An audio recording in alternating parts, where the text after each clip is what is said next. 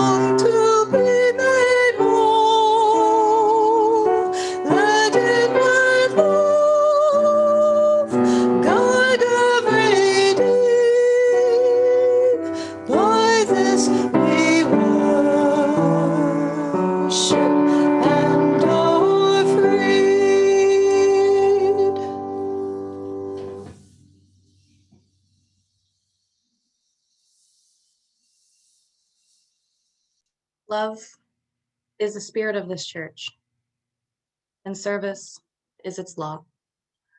This is our great covenant, to dwell together in peace, to seek the truth in freedom, to speak the truth in love, and to help one another.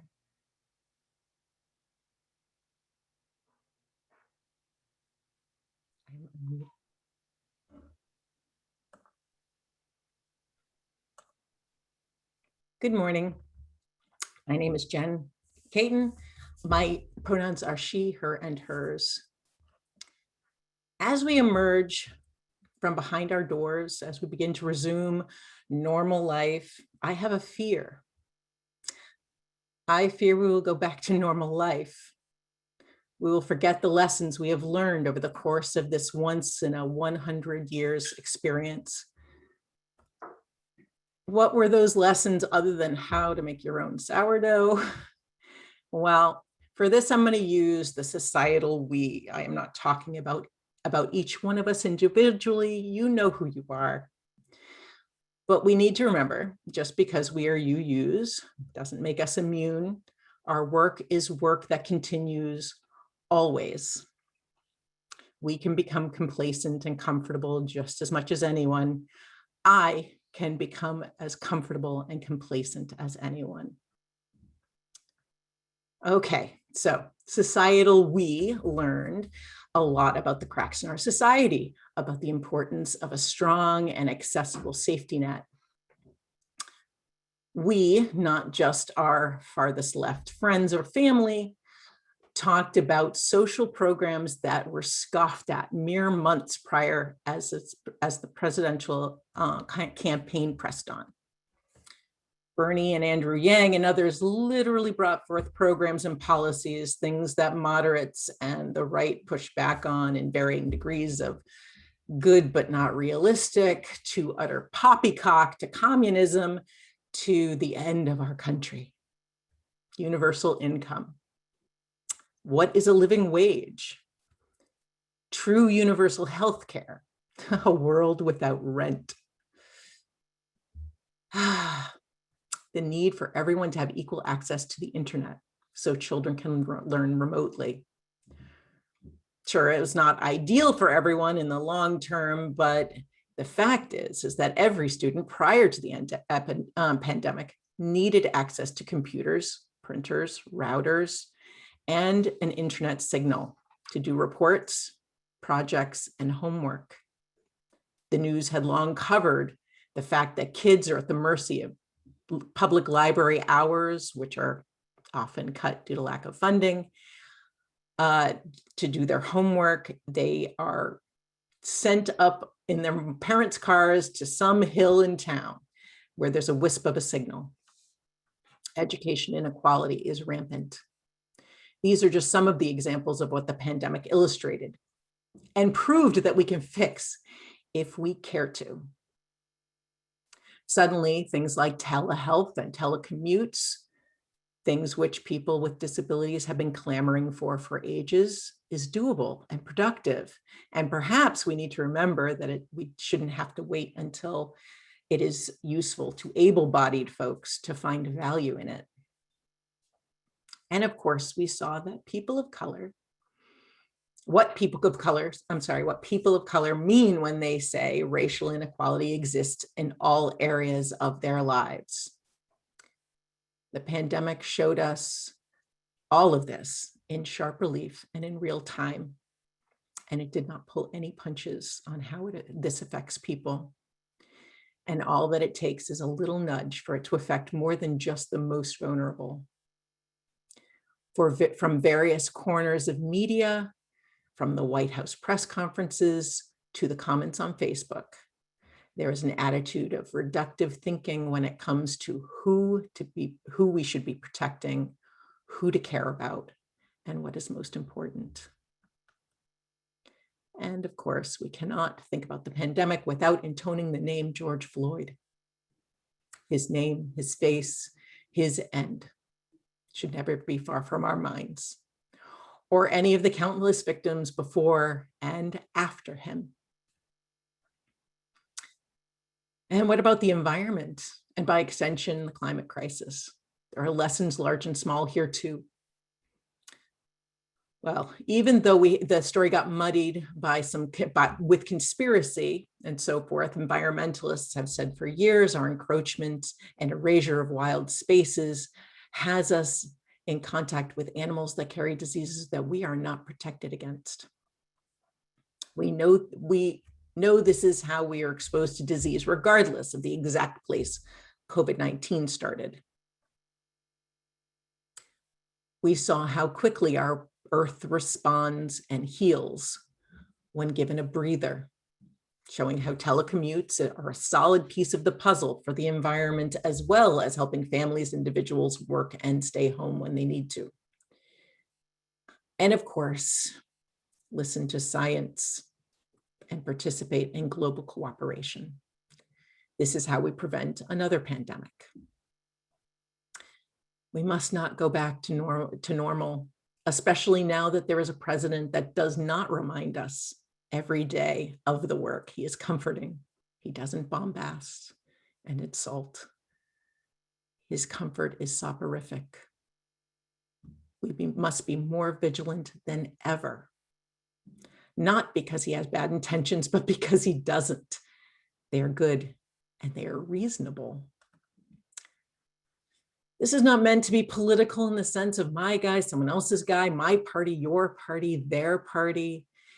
It's about how we help each other live, not just survive, in justice and equity, in beloved community.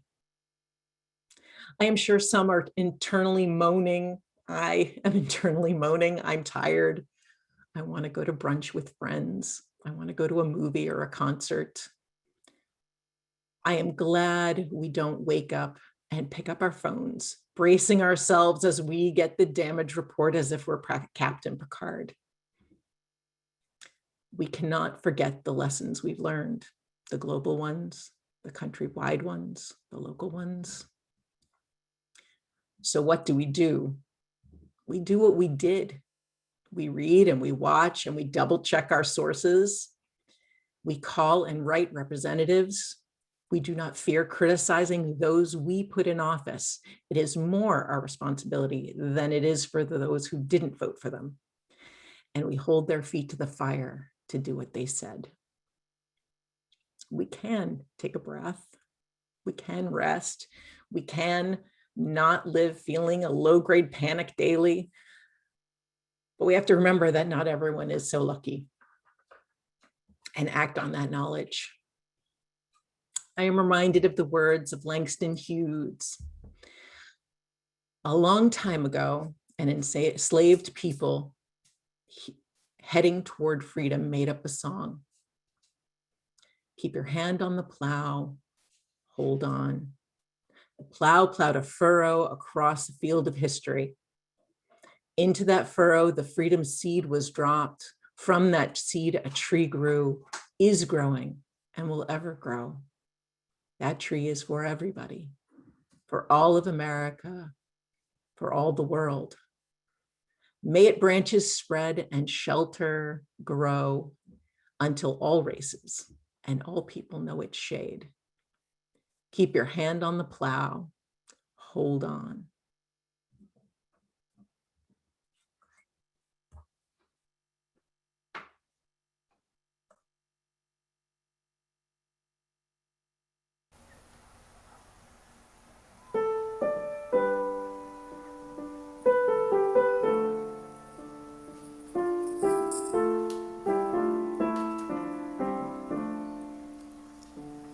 My blood doth rise in the roots of yon oak.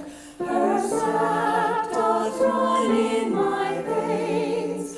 Boundless my soul like the open sky, where the stars forever have lain. Where the stars, where the stars, where the stars forever have lain. My hands hold the weavings of time without end. My side as deep as the sea, beating my heart sounds the measures of old, land of love's eternity. Land of love, land of love, land of love's eternity. I feel the tides as they answer the moon, rushing on a far distant sand. Winging my song is the wind of my breast, and my love will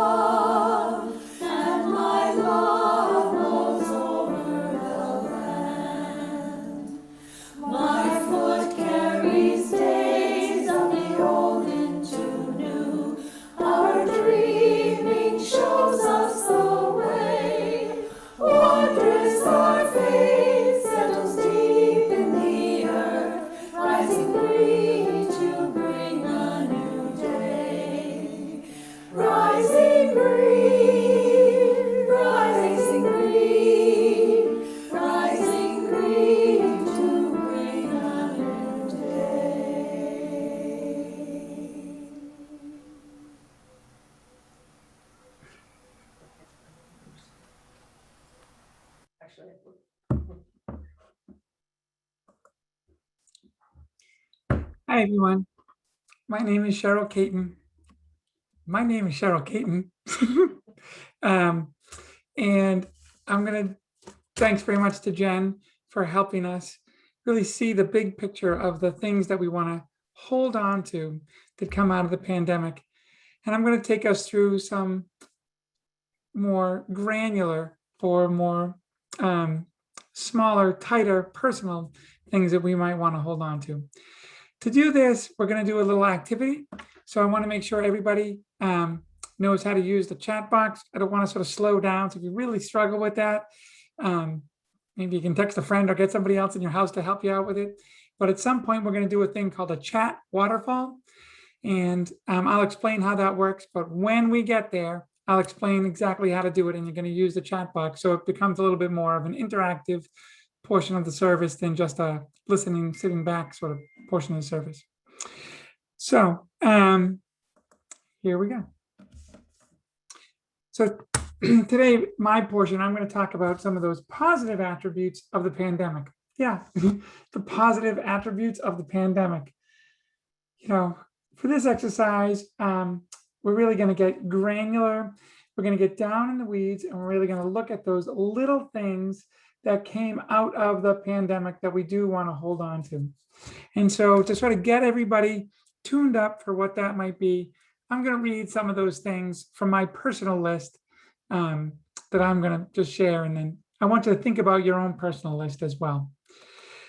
So things for me, a little bit extra morning time in bed, no commute, cooking together, eating together, petting the cat for a little bit longer, walks alone, walks with Jen, walks with friends, watching the way the snow falls and blows and piles up, video calls with the digital enhancements that makes me look my best, video calls where I don't have to worry about looking my best, working on my computer in the backyard, sharing my home with my coworkers, letting my coworkers share their homes with me,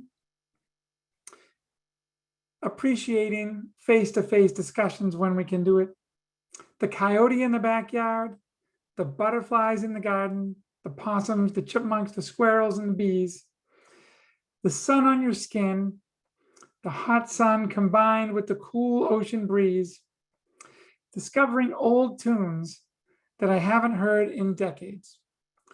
Those are some of the little things that I took time to do during the pandemic that I really wanted to share.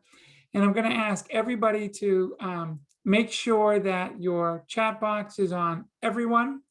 And then everybody's going to take a moment and put 1 or 2 thoughts in the chat box. Don't click send. And then when you're doing it, maybe raise your hand to say I'm done.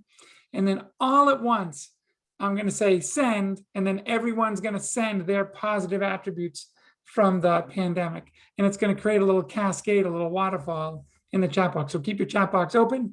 You'll see everybody's thoughts all at once. I'm going to type mine in while you folks are doing the same thing.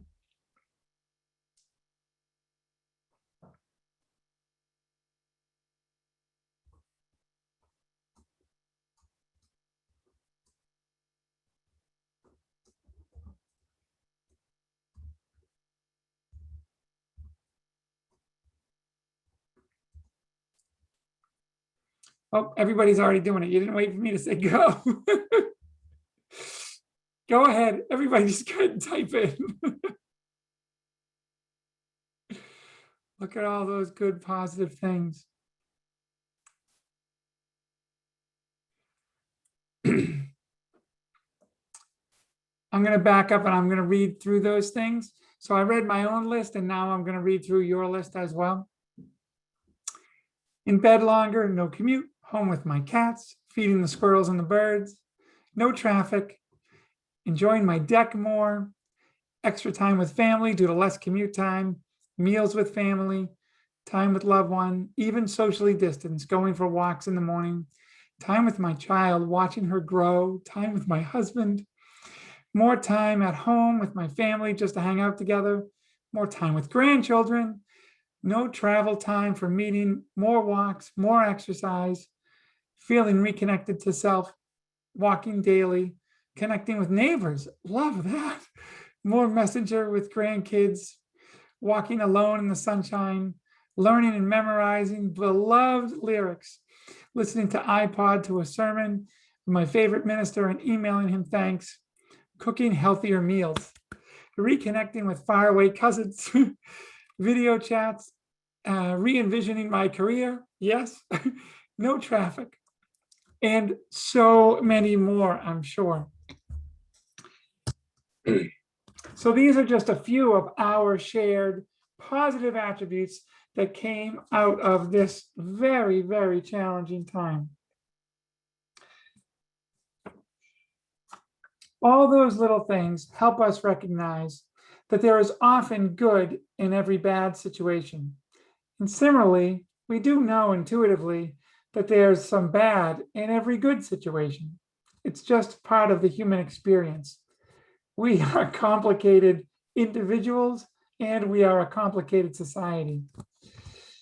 But we get the gift of critical thinking and analysis. We can choose to think about and filter the way we see the world. We can see the world with rose-tinted glasses, or we can turn a blind eye to some of those things that might lead us down a negative rabbit hole. Often we think of turning a blind eye as a cognitive function, something that people or we might knowingly do. But it seems that really turning a blind eye is something that we do. It's more often emotional than it is thoughtful. It's something that we do that's just a sliver above our consciousness. Similarly, when we see the world through rose-tinted glasses, we see the world in its most positive light, which sometimes means we don't see the struggle of others. Both the blind eye and the rose-tinted glasses perspective, filter, habit, they speak to our individual perspective, our choice as to how we filter the human experience. The pandemic was terrible. It brought heartache and pain and suffering and death that touched just about everyone's life.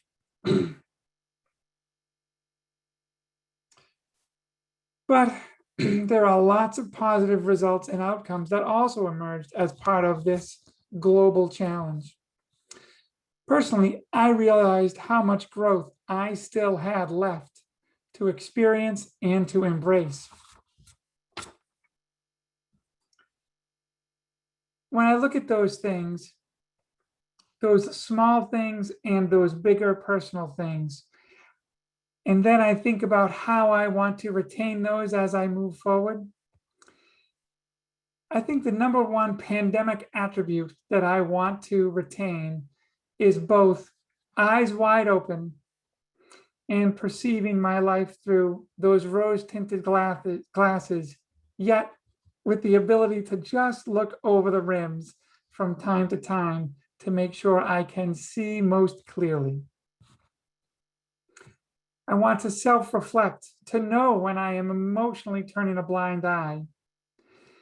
And I want to self-reflect so that I know when I am looking through the world through my rose-tinted glasses and understanding my human attribute of my human frailties of doing both of those things.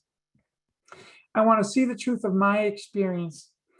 And most importantly, I want to see clearly the experience of others. If I can see clearly my own experience and the experiences of others, and I gain that attribute through this challenging time, I will feel like I am on my way, on my journey towards progressing towards my best self. And with that, I'd like to introduce our closing hymn, We'll Build a Land Together.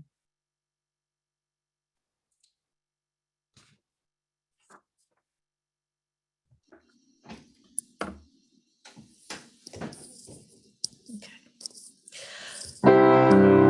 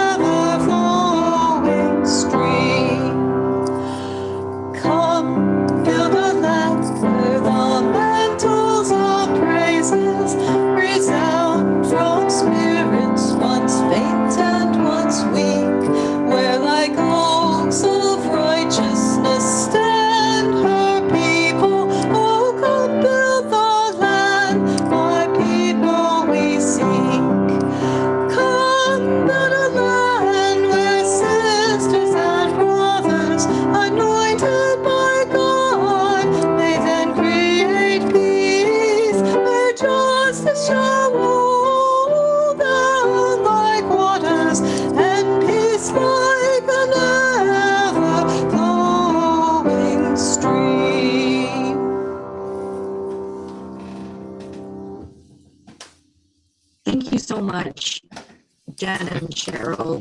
This service was absolutely wonderful. And I think I speak for everyone who's been attending today that this service, I think, was exactly what we needed after the past year and a little bit, almost a year and a half at this point. And some of the beautiful, despite all of the horrible things that have been happening.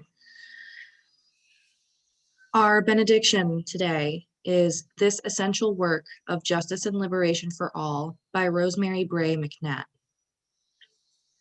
By no means are we Unitarian Universalists perfect. We often fail as much as we succeed. Yet even when we have broken our 1,000 times, which is a reference to a line in Rumi's poem, Come, Come, Whoever You Are, even if you have broken your vow 1,000 times, we return to this essential work of justice and liberation for all. We do the work best. We remember what church is and what it is not. Church is not a place to hide.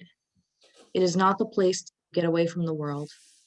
It is not a place where we get to pretend that the lives we live and our particular situations are not terribly complex, often confusing, and sometimes depressing. Church is the place where we stand with one another, look the world in the eye, attempt to see clearly, and gather strength to face what we see with courage and, yes, joy.